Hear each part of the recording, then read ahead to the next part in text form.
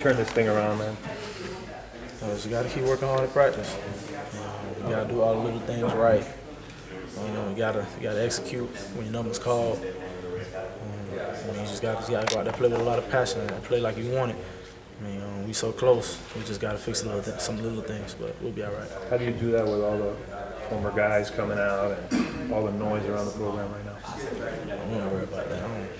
I can care less what anybody say. We're going to do our job, and no matter what, and we're just going to go out there and just try to play it to the best of our abilities, and we don't really worry about all that other stuff. How do you get young guys to kind of be resilient?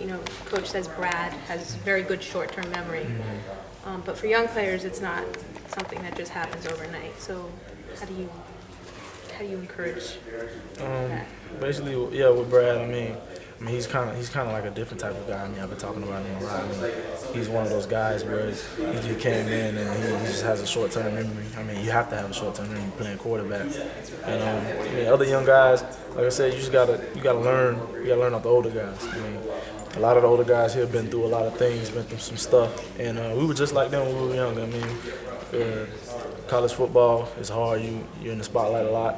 So things are going to happen, and you just got to throw it in your back of your head, and you just got to keep on going forward. Phillip, you've been from down here.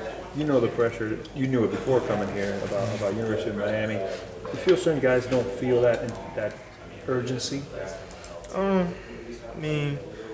Like I said, when you know the tradition and you know what comes with being a Miami Hurricane, you gotta know that you're in the spotlight a lot, all the time. So whatever you do can affect anything. So I feel like a lot of guys they gotta realize that, and they hold themselves accountable to whatever they do, no matter what. And just like I said before, just move forward.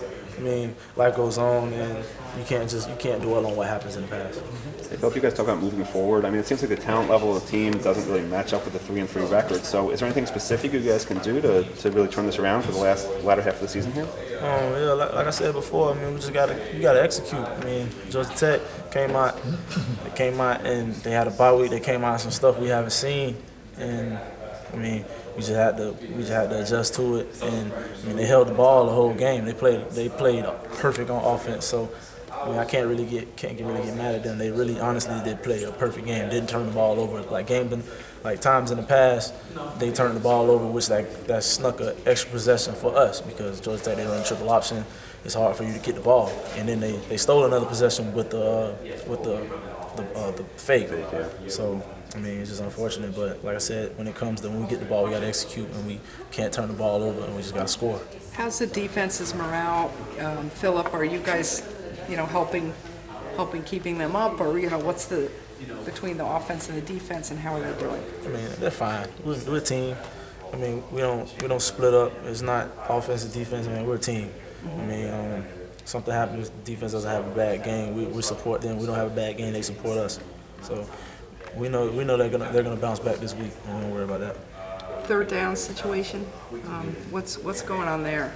Some struggles. You gotta execute. That's it. You gotta catch the ball. You gotta do everything right. Third down is real critical. Like I said, it all goes down to execution, and we didn't do that, so we have to work on that a lot. Anything you can